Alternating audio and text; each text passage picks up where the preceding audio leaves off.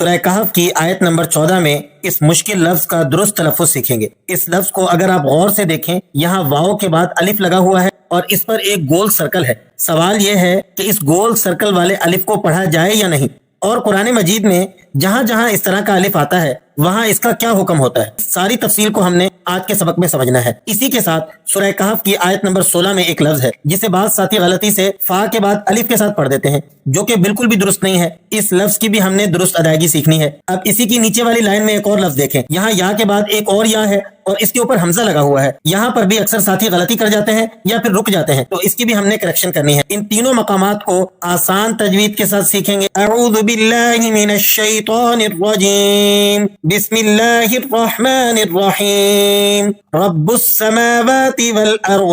اب یہ جو آگے والا لفظ ہے اس کو پہلے گرامر کے ساتھ سن لیں۔ لام نون زبر لن، نون دال زبر ند، لن ند، عین پیش عو، لن ندعو، واو زبر وا، لن ندعو۔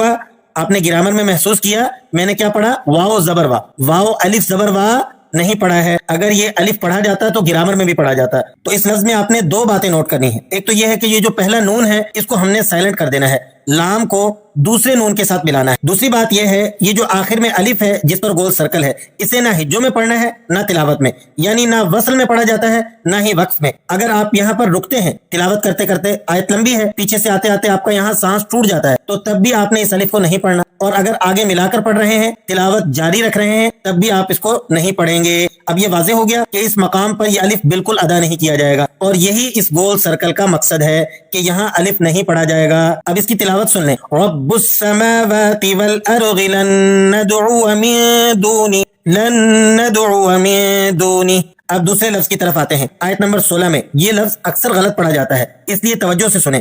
یہاں فا کے بعد یہ الف نہیں ہے، یہ جو فا کے ساتھ آپ کو نظر آ رہا ہے یہ الف نہیں ہے۔ بعض ساتھی جو اسے الف بنا کر اور لمبا کر کے پڑھتے ہیں فا وہ اپنی اصلاح کر لیں کہ یہ الف نہیں ہے بلکہ یہ حمزہ ہے، اور حمزہ کے بارے میں ایک قاعدہ اور ضابطہ ذہن میں رکھیں۔ حمزہ ساکن ہو اور یہ جب بھی کسی حرف کے ساتھ ملے تو وہاں ایک جھٹکے کی آواز پیدا کرتا ہے جسے ہم انگلش میں جرکنگ ساؤنڈ کہتے ہیں، اس لیے اس لفظ کو اس طرح سے ادا کریں گے۔ فَأْوُوا إِلَّا اللَّهَ فَأْوُوا إِلَّا اللَّهَ فَأْوُوا إِلَى الْكَهْفِ۔ اب تیسرے لفظ کی طرف آئیے، یہاں ترتیب سے اس کو پڑھتے ہیں گرامر کے ساتھ۔ دیکھیے یہاں عام غلطی کیا ہوتی ہے کہ یا کو یا کے ساتھ ملا دیتے ہیں، جبکہ ایسا نہیں کرنا۔